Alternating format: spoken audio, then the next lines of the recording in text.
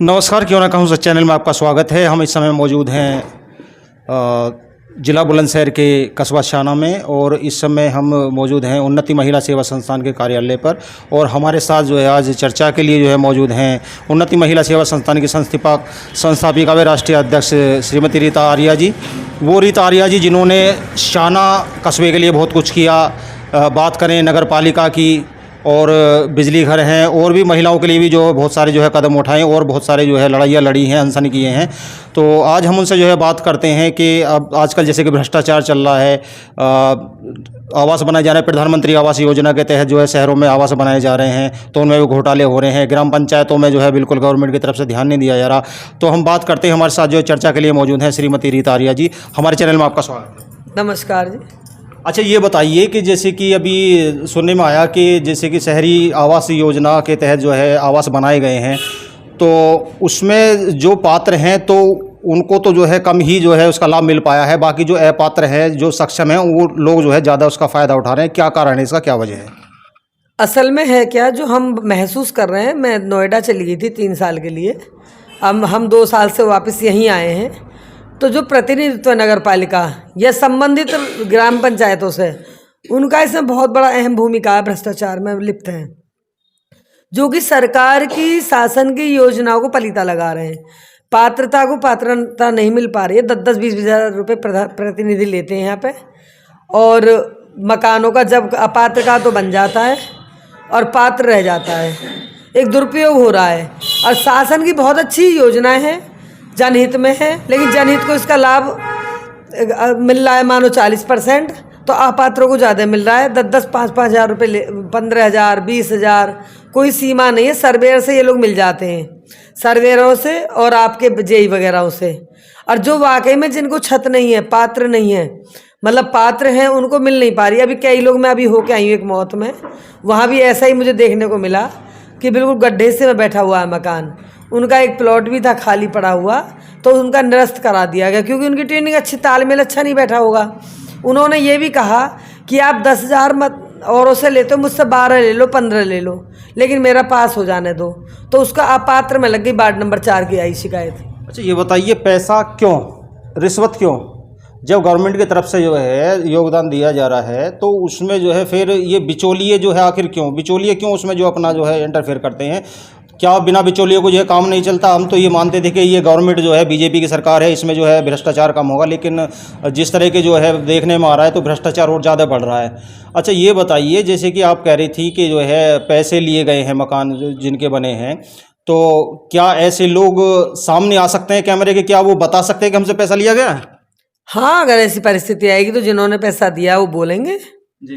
क्योंकि कुछ लोग सभासद भी नहीं है, सभासद गणों का प्रतिनिधित्व कर रहे हैं, वो लोग भी पैसे ले रहे हैं और खुलेआम मांगते हैं कि नहीं तो हम तुम्हारा पास नहीं होने देंगे। अभी वार्ड नंबर 13 में एक नई कॉलोनी बन रही है गौशाला के पीछे, वहाँ अभी एक प्रतिनिधि के बच्चे ने लिए 7,000 रुपये, 7,000 रुपये लिए गए हैं और बाकी की तय हो गई है कि आगे देंगे नहीं, तेरा पैसा पास नहीं होने देंगे, और जो कि गलत है। देखिए, नहीं, जिस तरह की आप कह रहे हैं कि पैसा लिया गया है और आगे के लिए बात हुई है कि भाई जो है तुम्हारा जो है मकान नहीं बनने देंगे अगर पैसा नहीं दिया, तो इस बात का कोई जो है सबूत है आपके पास में, या जो है वो व्यक्ति जो है कह सकता है इस बात को कि भी मुझसे पैसे लिए गए, इस तरह का कहा गया है? असल में उन लोगों को डराया हुआ है, क्यों? प्रतिनिधि भी जनता ही बनाती है, ये तो आपको पता है। जब तो जनता देखती नहीं, उस समय तो बना दे, और बाद में शोषित होते हैं तब बेचारे परेशान होते हैं। वो इसलिए डरते हैं ना, वो डरते हैं कि अगर हमारी शिकायत कर दी तो हमारा बिल्कुल बनने ही नहीं देंगे ये लोग। नहीं, बनने क्यों नहीं देंगे? वो देखिए, ऐसा है जो इस देश में रह रहा है, हर नागरिक जो इस देश का नागरिक है उसका अधिकार है उस पर। कोई ये दलाल जो होते हैं बीच वाले या जो बिचौलिए हैं, इनका कोई इसमें हिस्सा इस तरह का नहीं होता है कि भी इनको देना ही देना है। वो तो सीधा जो गवर्नमेंट से आता तो सीधा उन्हें जो है लाभ मिलना चाहिए। तो आखिर क्या कारण है कि जो इस तरह का जो ये चल रहा है? हमने शाना में भी सुना है काफ़ी के जो है लिए गए पैसे, लेकिन अभी तक कोई सामने इस तरह का सुना है, लेकिन कोई सामने आया नहीं है इस तरह का कि भी हमसे पैसे लिए गए। लेकिन जो है अब लग रहा है कि हमें धीरे धीरे जो है लोग आएंगे सामने, और जो है धीरे धीरे जो नगर पालिका में जो भ्रष्टाचार हुआ उसकी पोल बहुत जो है जल्दी खुलने वाली है, जो हमें लग रहा है इस तरह का, क्योंकि लोग हमारे जो है संपर्क कर रहे हैं हमसे दिन प्रतिदिन जो है कि आप आइए जो है। तो हम देख रहे हैं कि अभी जो है लगभग 2-4 दिन में हो सकता है कि हम कोई कवरेज करें तो उसमें जो है हो सकता है कि कोई बड़ा जो है खुलासा हो। अच्छा ये बताइए, जैसे कि नगर पालिका की बात करी जाए, अब जो नवनिर्वाचित जो है चेयरमैन हैं, तो उनके व्यवहार को लेके जो है काफ़ी सवाल उठ रहे हैं, क्योंकि पहले जो व्यवहार था उनका तो और आज का जो व्यवहार है, चुनाव के बाद का जो व्यवहार है, तो उसमें जो है काफ़ी परिवर्तन जो है लोगों ने कहा जी काफ़ी परिवर्तन है। उस तरह का जो है जो व्यवहार पहले था, जो उनके मतलब अंदर अपनापन था, वो इस समय नहीं है, कुछ दिखाई नहीं दे रहा। तो इसमें कितनी सच्चाई है? असल में मैं भी जब से चुनाव हुए हैं देख रही हूँ, जनता के टच में बहुत कम है और नज़र भी नहीं आ रहे हैं, और अहंकार नहीं आना चाहिए। जितनी कुर्सी होती है फूलों वाली, सोचते हैं हम लोग सेज, जितनी कुर्सी होती है उतना ही हमारी कांटों भरी होती है। हमें सबके बीच में सबका बनकर रहना होता है, और ना ही हमें गुटबाजी से काम करना होता है। कई लोगों की शिकायत आई थी कि चेयरमैन साहब का व्यवहार काफ़ी चेंज हुआ है, परिवर्तित हुआ है। मैंने कहा उम्मीद तो नहीं थी ऋषिपाल भाई साहब से ऐसी, लेकिन अभी कई लोगों ने कहा कि अब वो पहले बहुत मौतों में भी जाते थे, हर जगह आते जाते थे, और पहले शिकायत कोई नहीं होती थी। इस बार इस वाली योजना में अब की शिकायतें हैं। वो मुझे ऐसा लग रहा है जो हमारे शासन के को पलीता लगा रहे हैं। शायद वो बैठ जाते तालमेल में, वहीं घेरे रखते हैं उनको, जनता बीच में मौका ही ना मिलता कुछ सभासदगण। अच्छा, कहीं ये तो नहीं कि वो सब जो एक चुनावी मुद्दा था इस तरह का कि भी जो है लोगों के पास जाना, जैसे कि कहीं जो है कोई कैजुअलिटी हो जाती है वहाँ जाना, लोगों से मिलना, तो उसके बाद से फिर जो है ये सारी चीज़ें बंद हो जाना, कहीं ये चुनावी मुद्दा तो नहीं था क्या? आप जो है इस पे जो है क्या कहेंगे? देखिए, मानवता के नाते तो कायदे में सभी को आना जाना चाहिए, मेरा जो अपना मानना है। हम भी कोई चुनाव तो नहीं लड़ी हूँ, इस बार भी नहीं लड़ी, और 12 से मैं लड़ भी नहीं रही हूँ। तो हम अभी भी जाते हैं और आते हैं, जाते रहेंगे। हमारा जीवन समाज के लिए, राष्ट्र के लिए समर्पित है और रहेगा।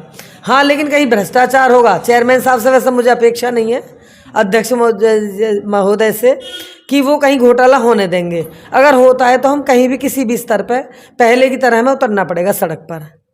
अच्छा ये बताइए, जैसे कि आजकल अब गवर्नमेंट की तरफ से जो है ये कहा जा रहा है कि भी जो है हरे पेड़ लगाओ, पौधे लगाए भी जा रहे हैं, बड़ी जो लाखों की संख्या में लगाए गए थे। एक तरफ तो पौधे जो है लगाए जा रहे हैं, और सरकार के ही नुमाइंदे मिलकर जो है मिली भगत से जो है उनको जो है कटवा रहे हैं, और ये जो है बहुत बड़े पैमाने पे जो है चल रहा है, जो ये कटान चल रहा है जगह जगह पे।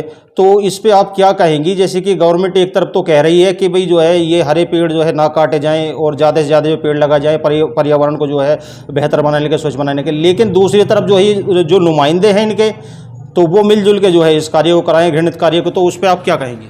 हम जो देख रहे हैं आज की तारीख में, लोगों ने हर विभाग को भरण पोषण का अड्डा बना लिया है, और जो लोग इस पार्टी की गवर्नमेंट आ गई तो इसमें घुस गए, जो उसमें कोई और थी तो उसमें घुस गए। और जिनकी नीति यही होती है, उनका काम यही होती है कि भरण पोषण का अड्डा बना लो, रात दिन फोटोबाजी में छाए रहना सांसद के साथ, विधायक के साथ, क्योंकि अधिकारियों में उनका डर बना रहे कि भाई ये विधायक के खास हैं, ये सांसद के खास हैं, मिली भगत से हो रहे हैं सारे काम। कुछ लोगों का, लड़के जो भी है, नए पीढ़ी आ रही हैं, उनका ये नहीं है महत्व के अस्तित्व की, हमें पार्टी में रह के काम करना राष्ट्र हित में। उनको ये है कि अपना भरण पोषण कैसे किया जाए। अब जैसे कि नगर पालिका से आना है, अभी बीच में रह गई थी बात, आपने कहा था कि पेड़ पौधे अभी भी लगाए हुए हैं काफ़ी, लेकिन मैंने देखा है कि कटान भी खूब हो रहा है बागों में, नए नए चोरी चोरी रातों रात लकड़ी भर जाती है वन विभाग से भी। तो ये सब मिली भगत किसकी होती है? शासन की नीति अच्छी है, लेकिन जो नीचे वाले संगठित लोग, संगठन वाले, उनका घोटाला रहता है मिली भगत से। हमने सुना था कि 50,000 रुपये महीने भी कोई लोग लेते हैं फॉरेस्ट से, फॉरेस्ट ऑफिसर को प्रेशर में लेकर के, जो कि गलत है। ऐसे ही नगर पालिका में PM आवास का आपने बीच में बोला था कि वो क्यों नहीं शिकायत करते, उनको डराया जा रहा है। तुम्हारा मकान बन भी गया है, अगर तुमने चूबी कर दी कहीं तो तुम्हारा पैसा वापस देना पड़ेगा तुम्हें।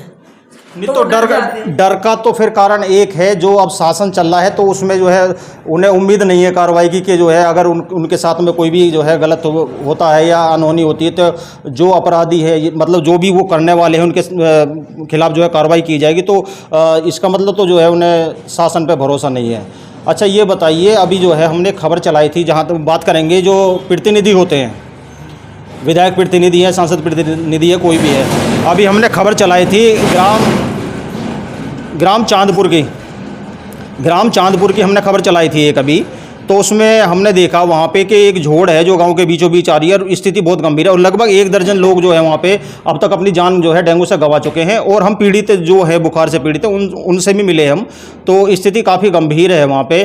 तो एक बात बताइए, जो मतलब सरकार बीजेपी की है, सांसद बीजेपी से हैं और विधायक बीजेपी से हैं और जो वहाँ पे जो प्रतिनिधि हैं वो भी बीजेपी से हैं, तो फिर इतना जो है बड़ी जो है लापरवाही किस लिए, कहाँ से, ये इसका कारण क्या है, ये बताइए। कपिल देव जी, ऐसा है, प्रतिनिधि इसलिए बनाए जाते हैं कि जनहित में जन समस्याओं का समाधान करने हेतु, लेकिन लोग उस बात को दुरुपयोग करने लगते हैं। फोटोबाजी, सांसद के साथ 24 घंटे रहना, विधायक के साथ 24 घंटे रहना, जनहित का काम ना करके अपने कुछ लोगों ने भरण पोषण का अड्डा बना लिया है कि कैसी रास्ता कैसे निकला है, सत्ता पर बदनाम होती है इसमें सत्ता। देखिए, योगी जी या माननीय मोदी जी की कोई शिकायत हो तो आप हम लोग कहने क्या, असल में क्या हमारे ही लोग कर रहे हैं, कुछ उसमें घुस के नए नए आ जाते हैं, या नए भी नहीं हो पुराने भी हो, ये सोचते हैं कि अब तो हम प्रतिनिधि हो गए, अब तो मालिक हैं, जो कि गलत है। इस चीज़ से हम भी बहुत परेशान हो जाते हैं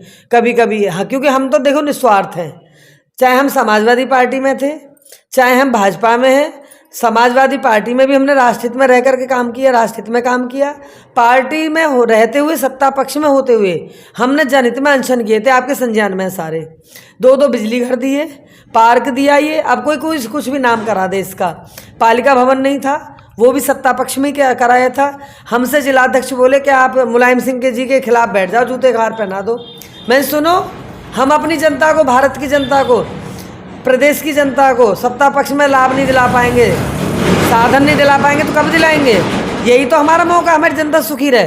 तो हम देखिए, हम बेबाक होकर के निर्भय निडर होकर काम करते हैं, करते रहेंगे, लेकिन आजकल चापलूसी करके तलुए चाट के पद ले आते हैं, चाहे वो मंडल का ले आए, चाहे वो मंडल पर ले आए, चाहे वो प्रतिनिधि रूप में ले आए, चाहे नॉमिनेट में ले आए। हम तो भगवान ने कभी मौका दिया, हमेशा जैसे काम करते आए राष्ट्रहित में निष्पक्षता के साथ किया है, करेंगे, और कहीं गलत होता दिखाई देगा चुप नहीं रहेंगे बिल्कुल। जैसे कि हम इस तरह की खबरें चलाते हैं तो दबाव भी काफ़ी बनाया जाता है हमारे ऊपर कि भाई इस तरह की आप खबरें ना चलाएं या जो है उसका रुकवाने का प्रयास किया जाता। लेकिन मैं बता दूं अपने चैनल के माध्यम से, ये जो चैनल है इसका नाम ही है क्यों ना कहूँ सच। सच कहेंगे, डंके की चोट पे कहेंगे, किसी से डरेंगे नहीं, जो सच्चाई है वो दिखाएंगे। तो हमें समय देने के लिए जो है आपका बहुत बहुत धन्यवाद आपका भी। और सही, आप निष्पक्षता का अपना एक प्रारूप लेके चलें तो हमें उम्मीद है कि जब आप जैसे पत्रकारिता रिपोर्टर होंगे तो शायद जो शासन की योजनाएं हैं, ये मेरी तरफ से है, और चाहे शासन का भी बंदा हमारे यहाँ नीचे वाले लोग कुछ कर रहे हैं, बख्शीश किसी की नहीं होगी। माननीय योगी जी बहुत सख्त हैं इस मामले में, अगर उनके पास खुल जाती है बात तो बख्शेंगे किसी को भी नहीं, सजा सबको मिलेगी। धन्यवाद, थैंक यू। आज के लिए इतना ही।